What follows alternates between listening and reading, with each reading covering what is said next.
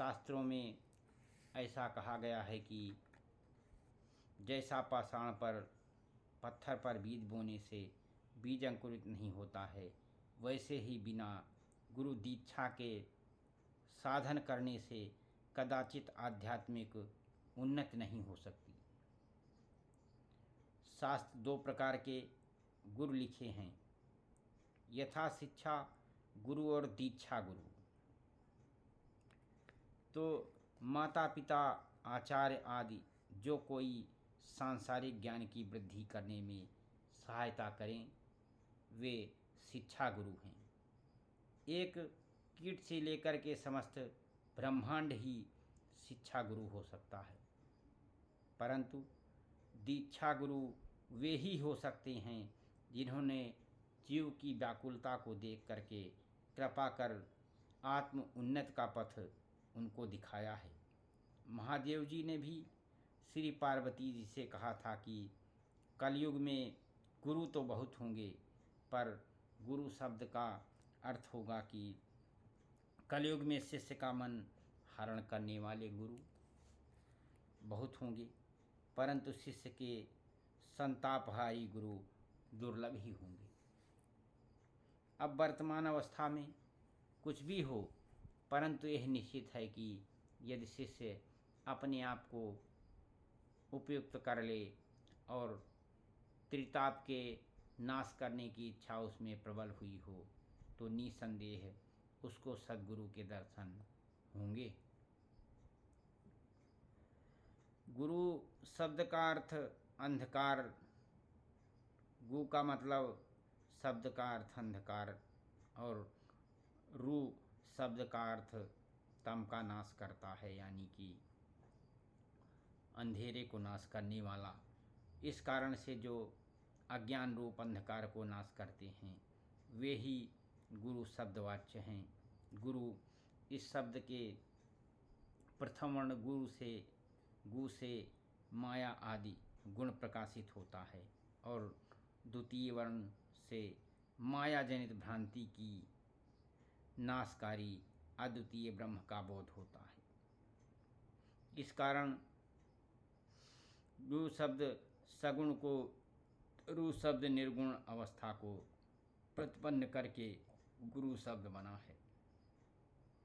गा कार का अर्थात सिद्धदाता और राकार का अर्थात पापहर्ता, उपकार का अर्थ शिव है अर्थात सिद्धदाता शिव और पापहर्ता शिव समान, ऐसा जो है उद्बोधक शब्द में समझना उचित है।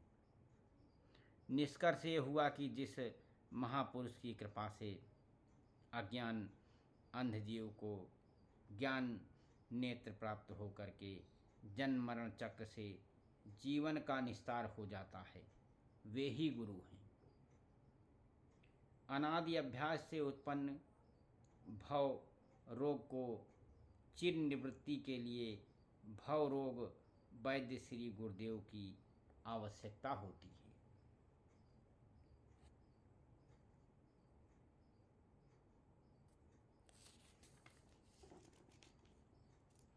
ब्रह्म ज्ञान प्राप्ति के लिए